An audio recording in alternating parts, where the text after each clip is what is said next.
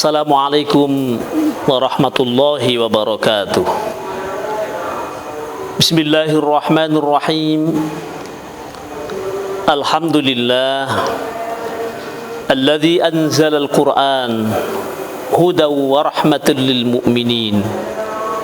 Ashhadu an la ilaha illallah wahdahu la syarika lah. Al-Malikul Haqqul Mubin wa ashhadu anna sayyidana Muhammadan abduhu wa rasuluh Sadiqul wa'dil amin. Allahumma salli wa sallim wa barik ala sayyidina wa maulana Muhammadin wa ala alihi wa sahbihi ajma'in. Subhanaka la ilma lana illa ma 'allamtana innaka antal alimul hakim. Rabbi shrah li sadri wa yassir li amri wahlul 'uqdatam min lisani yafqahu qawli, amma ba'du. Para pendengar sekalian dan para pemirsa rahimakumullah, alhamdulillah, marilah kita bersama-sama memanjatkan puji syukur kehadirat Allah Subhanahu wa taala. Karena kita telah diberikan berbagai macam kenikmatan oleh Allah Subhanahu wa taala. Sungguh kenikmatan yang diberikan oleh Allah kepada kita ini luar biasa. Dan salah satu kenikmatan yang terbesar dalam kehidupan setiap umat manusia, terutama bagi orang-orang muslim, orang-orang yang beriman kepada Allah Subhanahu wa taala, adalah kenikmatan diturunkannya Al-Qur'anul Karim. Kita tahu bahwa Al-Quranul Karim diturunkan oleh Allah Subhanahu wa ta'ala adalah sebagai manhaj, sebagai pedoman dalam kehidupan umat manusia, way of life. Jadi Al-Quran itu diturunkan oleh Allah tidak hanya diperuntukkan kepada orang-orang muslim, tetapi sesungguhnya Al-Quran diturunkan oleh Allah Subhanahu wa ta'ala adalah untuk seluruh umat manusia. Maka di dalam Al-Quranul Karim Allah Subhanahu wa ta'ala menegaskan, A'udzu billahi minasyaitonir rajim. Bismillahirrahmanirrahim. Syahrul Ramadan alladzi unzila fihi al-Qur'an hudan linnas wa bayyinatin minal huda wal furqan. Pada bulan Ramadan diturunkan oleh Allah Subhanahu wa ta'ala Al-Quranul Karim, dan tujuannya tidak lain adalah sebagai hudan, sebagai petunjuk, hudan linnas. Bagi siapa? Bagi seluruh umat manusia di muka bumi ini. Para pendengar sekalian rahimakumullah, orang yang diberikan kenikmatan dan Al-Quran dijadikan sebagai petunjuk dalam hidupnya, sesungguhnya merupakan satu kenikmatan yang berharga. Maka ketika Al-Quran diturunkan Allah untuk Nabi Muhammad sallallahu alaihi wasallam dan untuk kita semua bagi umatnya, tentu bagaimana kita bisa menjadikan Al-Quran sebagai bagian dalam kehidupan kita. Maka dari itu, pada kesempatan hari ini saya akan menyampaikan yaitu sebuah topik yang berjudul hidup bersama Al-Quran. Betapa indahnya hidup dengan Al-Quran. Nah, kenapa? Karena orang yang bersama Al-Quran itu dipastikan dia akan mendapatkan banyak kemuliaan-kemuliaan yang diberikan oleh Allah Subhanahu wa ta'ala. Siapa yang hidup bersama Al-Quran, maka dia akan mendapatkan berbagai macam kenikmatan dan kemuliaan yang diberikan oleh Allah Subhanahu wa ta'ala. Dan inilah yang ditegaskan oleh Allah di dalam Al-Quran, di dalam surah ke-21, yaitu surah Al-Anbiya ayat ke-10. Allah Subhanahu wa ta'ala menegaskan, A'udzu billahi minasyaitonir rajim. Bismillahirrahmanirrahim. Laqad anzalna ilaikum kitaban fihi dzikrukum afala ta'qilun.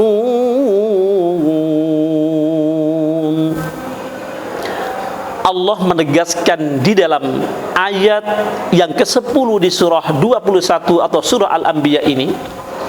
Ayat ini posisinya berada di sebelah kiri, di ujung paling bawah. Apa kata Allah di dalam Al-Quran ini? Laqad anzalna ilaikum kitabah.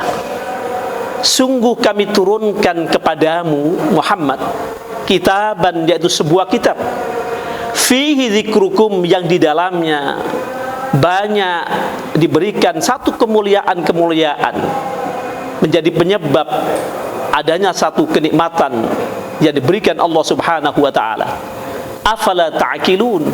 Lantas apakah kalian tidak memahami itu semua?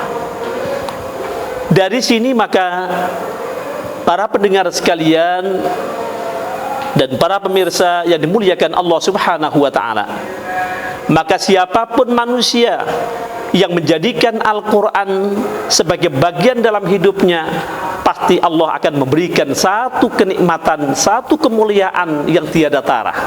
Subhanallah, luar biasa. Itulah Al-Quranul Karim.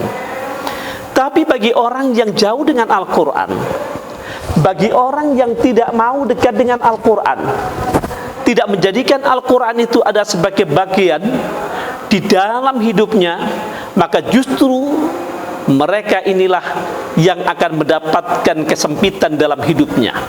Bahkan oleh Allah Subhanahu wa ta'ala disebutkan di dalam Al-Quran, mereka itu kelak ketika dibangkitkan di hari kiamat adalah akan menjadi orang-orang yang buta, yang tidak memiliki penglihatan apapun. Na'udzubillah, summa na'udzubillah. Nah, para pendengar sekalian rahimakumullah, ini juga ditegaskan oleh Allah di dalam Al-Quran pada surah sebelumnya. Kalau tadi berbicara tentang kenikmatan dari Al-Quran dibicarakan oleh Allah di dalam surah ke-21, surah Al-Anbiya, ayat yang ke-10, maka bagi orang-orang yang jauh dengan Al-Quran dibicarakan oleh Allah Subhanahu wa ta'ala dalam ayat Al-Quran ini di surah sebelumnya, yaitu surah Toha ayat ke-124. Dan ketepatan bahwa ayat ini posisinya juga sama, berada di sebelah kiri paling bawah, satu ayat sebelum terakhir di dalam surah Toha ini. Apa kata Allah Subhanahu wa ta'ala?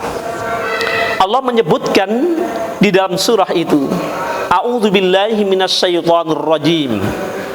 Wa man a'rada 'an dzikri fa inna lahu ma'isyatan dhanka wa nahsuruhu yaumal qiyamati a'ma. Allah menyebutkan di dalam ayat ini, wa man a'rada 'an dzikri, barang siapa yang berpaling dari peringatanku, yaitu peringatan ayat-ayat Al-Quran, fa inna lahu ma'isyatan dhanka, maka sesungguhnya dia akan mendapatkan kehidupan yang picik, kehidupan yang sempit yang diberikan oleh Allah Subhanahu wa ta'ala. Dan lebih bahaya lagi, lebih sengsara lagi, disebutkan oleh Allah dalam ayat itu, wa nahsyuruhu yaumal qiyamati a'ma, dan nanti pada saat kami bangkitkan di hari kiamat mereka dalam keadaan buta. Na'udzubillah, summa na'udzubillah. Para pendengar sekalian yang kami muliakan, itulah penjelasan ayat-ayat Allah. Siapa yang dekat menjadikan Al-Quran sebagai bagian dalam hidupnya, maka dipastikan Allah akan memberikan satu kemuliaan dan kenikmatan. Tapi bagi siapa yang jauh dengan Al-Quran, tidak mau menjadikan Al-Quran dalam bagian hidupnya, tidak dijadikan sebagai hidayah, sebagai petunjuk dalam kehidupan kita, maka tentu juga akan menjadi orang-orang yang merugi, dan kelak akan menjadi orang yang sengsara di hadapan Allah, kan akan dibutakan oleh Allah Subhanahu wa ta'ala. Na'udzubillah, summa na'udzubillah. Maka dari itu, para pendengar sekalian dan para pemirsa rahimakumullah, bagaimana kita bisa hidup dengan Al-Quran?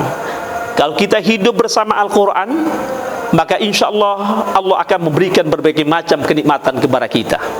Dan paling tidak dalam kesempatan yang singkat ini, saya akan menyampaikan 3 hal apa yang harus kita lakukan apa yang harus kita laksanakan sehingga Al-Quran itu ada menjadi bagian dalam kehidupan kita. Yang pertama, mari jadikan Al-Quran ini adalah sebagai kitab bacaan setiap saat dan setiap hari.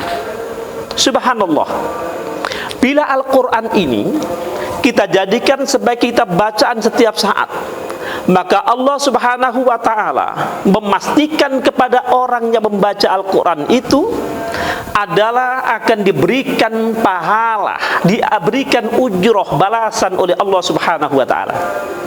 Dan balasan yang diberikan oleh Allah bagi orang-orang yang membaca Al-Quran, subhanallah, sungguh luar biasa, bisa tidak terhingga. Baginda Rasul sallallahu alaihi wasallam mengingatkan kepada kita semua, man qara'a al-Qur'an, man qara'a harfan min kitabillah falahu hasanah. Kata Nabi, barang siapa yang membaca satu huruf saja, huruf-huruf Al-Quran itu akan diberikan balasan kebaikan oleh Allah. Wal hasanatu bi asri amsalihah, kata Nabi. Dan kebaikan itu dilipat gandakan, dinilai oleh Allah Subhanahu wa ta'ala dengan 10 kemuliaan, 10 kebaikan. La aqulu alif lam mim harfun. Bukanlah orang membaca alif lam mim itu satu huruf, tetapi kata Nabi, walakin alifun harfun, walamun harfun, wa mimun harfun. Alif itu satu huruf, lam satu huruf, dan kemudian mim itu satu huruf. Para pendengar sekalian, kalau kita lihat simbolitas alif, lam, dan mim, tentu hurufnya satu. Sehingga kalau hitungan matematik, kita akan bisa menghitung, kalau satu diberikan oleh Allah 10, berarti 30 kebaikan. Tapi bukan itu. Kalau kita jabarkan, maka satu alif itu simbol, kalau ditulis dengan kalimat Arabnya, maka di situ diturunkan lagi sampai menjadi 4 huruf. Alif, ada alif sendiri, kemudian ada lam, kemudian ada ya, dan ada fa. Ya, menjadi alifun. Itu sudah 4. Berarti satu huruf menjadi 4. Belum mim lagi, lam lagi. Lam itu kalau simbol ada hanya satu, berbentuk huruf lam. Tapi diturunkan lagi lamun. Ada lam, ada alif, ada mim, 3 huruf. Itu bisa diturunkan lagi sekian banyak. Kalau kita mengacu kepada aturan-aturan huruf-huruf Al-Quran, subhanallah.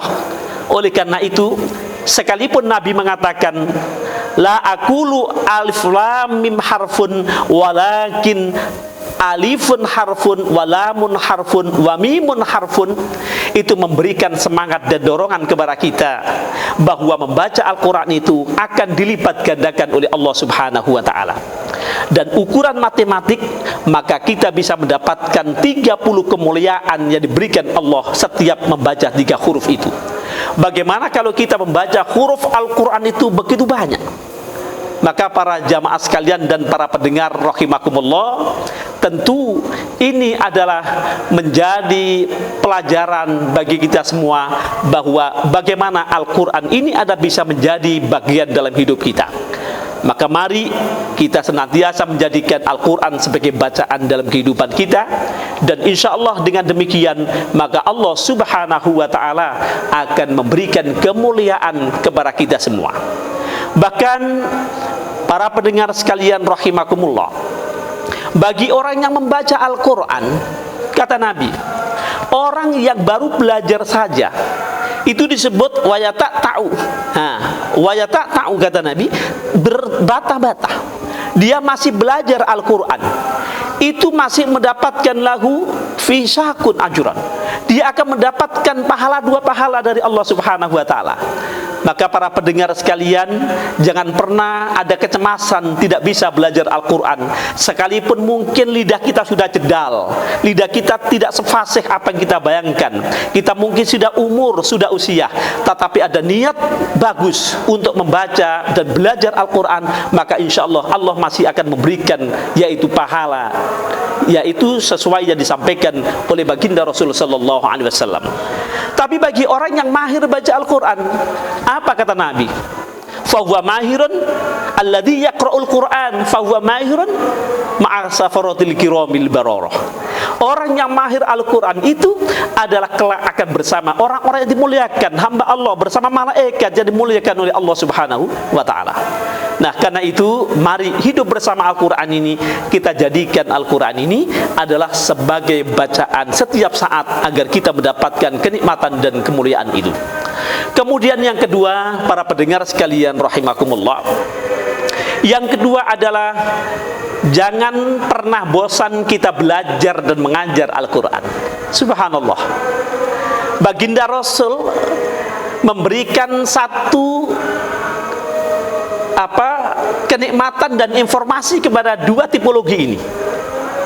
Orang yang belajar Al-Quran dan orang yang mengajarkan Al-Quran, itulah kata Nabi sebagai orang yang terbaik di muka bumi ini.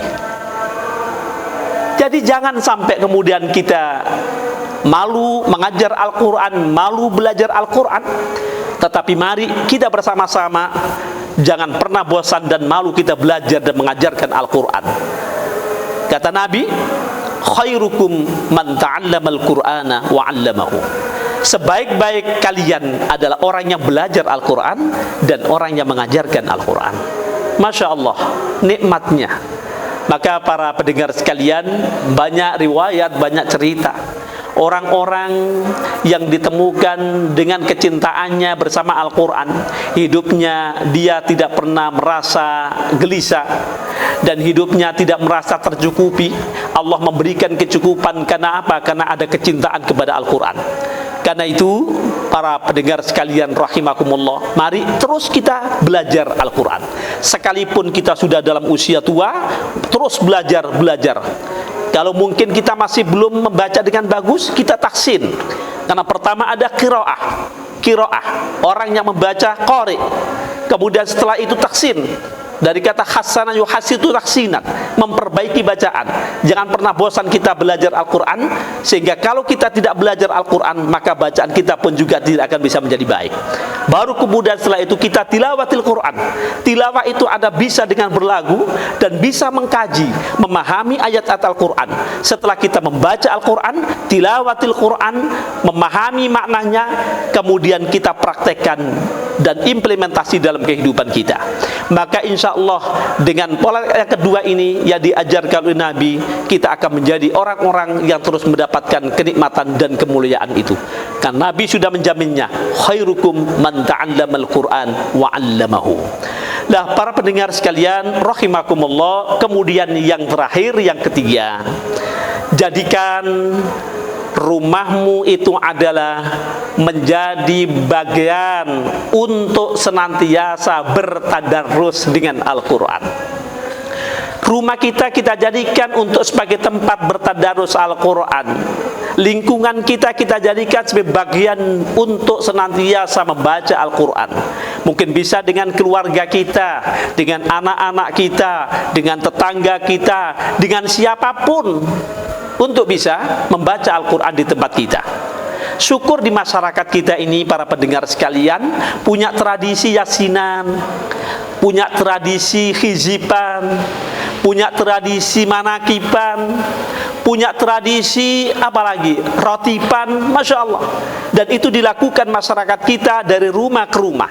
Ini menunjukkan bahwa rumah kita pun juga bisa dijadikan sebagai bagian dalam bertadarus Al-Quran. Rumah kita jadikan sebagai bagian dari masjid. Walaupun di dalam satu hadis dikatakan, manistama al-qaum fi buyutin min buyutillahi yatlu tilawatil Quran, yatlu kitab Allah. Tidaklah setiap kaum yang berkumpul di sebuah rumah atau Baitullah, rumah Allah Subhanahu wa taala, yatlunahu kitab Allah, kemudian dia membaca Al-Quran, wa yatadarasuna bainahum, kemudian mereka bertadarus di antara mereka, illa, tidak ada lain yang diberikan oleh Allah Subhanahu wa taala, nazalat alaihimus sakinah. Yang pertama, orang ini akan diturunkan ketentraman, sakinah oleh Allah Subhanahu wa taala dalam hatinya. Subhanallah. Jadi kalau misalkan kita di rumah bersama anak-anak kita, kemudian kita juga bersama tetangga kita membaca Al-Quran, kita bertadarus, kita khizib dan sebagaimana ayat-ayat Allah dibaca, maka Allah Subhanahu wa ta'ala akan menurunkan ketenangan, ketentraman dalam setiap orang yang membaca. Nazalat alaihimus sakinah. Yang kedua, wa ghasyiyatuhumur rahmah. Wa ghasyiyatuhumur rahmah. Allah akan meliputi, ya, kita akan diliputi dengan kerahmatan dan kasih sayang Allah Subhanahu wa ta'ala. Dalam hadis tidak disebutkan nazalat dengan turun, tapi ghasyiyat. Ghasyiyat itu ada meliputi semuanya. Kalau nazalat diturunkan bisa saja di pojok sana. Allah menurunkan di pojok sana, yang sini tidak. Di pojok sana, sini tidak. Tapi kalau sudah ghasyiyatuhumur rahmah, berarti semua ini diliputi oleh kerahmatan dan kasih sayang Allah Subhanahu wa ta'ala. Kalau rumah kita jadikan sebagai bagian untuk tadarus Al-Quran, untuk membaca Al-Quran bersama keluarga kita, kemudian juga bersama orang-orang jiran tetangga kita, maka insya Allah Allah akan mengirimkan dan meliputi kerahmatannya bagi kita semua. Subhanallah, itulah satu kenikmatan bila kita menjadikan Al-Quran itu bagian dalam kehidupan kita. Kemudian yang ketiga apa? Wa haffathumul malaikah. Masya Allah, malaikat itu akan bersama dengan orang-orang yang mengaji Al-Quran, yang bertadarus Al-Quran, orang yang belajar Al-Quran, orang yang mengajar Al-Quran. Itu Allah mengirimkan malaikat ke muka bumi ini. Boleh jadi kita ini ada belajar hanya 2 orang, hanya 2 orang. Tapi yang tidak kita lihat ini mungkin di situ banyak malaikat, penuh malaikat. Kenapa? Walaupun hanya orang yang belajar 1 orang dengan gurunya, tapi karena Allah itu sudah mengatakan siapa yang bertadarus Al-Quran itu haffathumul malaikah, maka Allah akan mengirimkan malaikatnya. Maka boleh jadi ketika manusia bertadarus 2 orang, tapi disitulah banyak malaikat Allah Subhanahu wa ta'ala yang bisa memberikan kerahmatan dan kenikmatan kepada kita. Subhanallah, luar biasa. Itulah janji Allah yang diberikan kepada orang-orang yang beriman dan cinta kepada Al-Quran. Kemudian yang terakhir ini yang paling luar biasa. Apa janji Allah kepada orang-orang yang cinta kepada Al-Quran, orang-orang yang bertadarus Al-Quran, orang-orang yang bersama dengan Al-Quran, orang yang belajar Al-Quran? Masya Allah, ini kata Allah Subhanahu wa ta'ala yang disabdakan baginda Rasul sallallahu alaihi wasallam. Maka di situ ada wa dzakarallahu fi man indahu. Allah akan memamerkan, Allah akan menyebut-nyebut, ya, menyebut-nyebut orang yang belajar dan mengajar Al-Quran, orang yang cinta Al-Quran akan disebut-sebut, dibanggakan oleh Allah Subhanahu wa ta'ala di aras sana, di hadapan malaikat yang berada di dekat Allah Subhanahu wa ta'ala. Subhanallah, ini satu kenikmatan bagi orang-orang yang cinta kepada Al-Quran. Dan insya Allah para pendengar, para pemirsa sekalian rahimakumullah, jika kita terus untuk menjadikan Al-Quran ini bagian dalam hidup kita, kita hidup bisa bersama dengan Al-Quran, maka Allah akan memberikan satu kenikmatan yang besar bagi kita semua. Mudah-mudahan para pemirsa, para pendengar sekalian rahimakumullah, kita yang menjadikan Al-Quran ini menjadi bagian dalam hidup kita ini, kemudian Allah akan menempatkan kemuliaan kita di sisi Allah Subhanahu wa ta'ala, dan hidup kita ini akan diberikan oleh Allah Subhanahu wa ta'ala kerahmatannya. Kemudian kita pun juga akan dijadikan oleh Allah sebagai hamba-hambanya terus mendapatkan hidayah dan petunjuk Allah dengan Al-Quran. Maka bahagialah orang-orang yang cinta Al-Quran, berbahagialah orang-orang yang senantiasa selalu membaca Al-Quran. Maka sebagai kesimpulan para pendengar sekalian, hidup bersama Al-Quran ini sekali lagi, mari yang pertama, jadikan Al-Quran ini adalah sebagai bacaan setiap saat, insya Allah, dan pasti Allah akan memberikan kemuliaan kepada kita. Yang kedua, jangan pernah bosan kita belajar Al-Quran dan juga mengajarkan Al-Quran kepada siapapun, kepada anak didik kita, kepada orang-orang yang butuh kepada kita untuk belajar Al-Quran, kepada keluarga kita, paling tidak kalau yang sudah punya anak, kepada anak-anak kita. Maka wajib bagi kita untuk belajar Al-Quran. Kenapa? Karena akan mengajari keluarga dan anak-anak kita. Dan kemudian yang terakhir tadi, saudara sekalian, para pendengar pemirsa rahimakumullah, yang terakhir adalah kita jadikan baiti jannati rumahku adalah surgaku, yaitu kita jadikan rumah kita ini ada sebagai bagian untuk bertadarus Al-Quran, sehingga Allah akan menurunkan sakinah, Allah menurunkan ketentraman kepada kita dan keluarga kita. Kemudian Allah menurunkan rahmatnya kepada kita semua. Malaikat akan diturunkan ke tempat kita, dan kemudian kita akan selalu disebut oleh Allah Subhanahu wa taala di arsy Allah Subhanahu wa taala kepada orang-orang yang dekat dengan Allah, al-malaikatul muqarrabin. Amin ya rabbal alamin. Sampai demikian, mudah-mudahan ada manfaatnya kajian kita pada malam hari ini. Apabila ada hal yang kurang berkenan di hadapan para pendengar sekalian, para pemirsa Jadi Abdad, mohon maaf yang sebesar-besarnya. Akhirnya kami ucapkan aqulu qouli hadza fa astaghfirullahal azim wallahul muwaffiq ila aqwamit thoriq. Wassalamualaikum warahmatullahi wabarakatuh.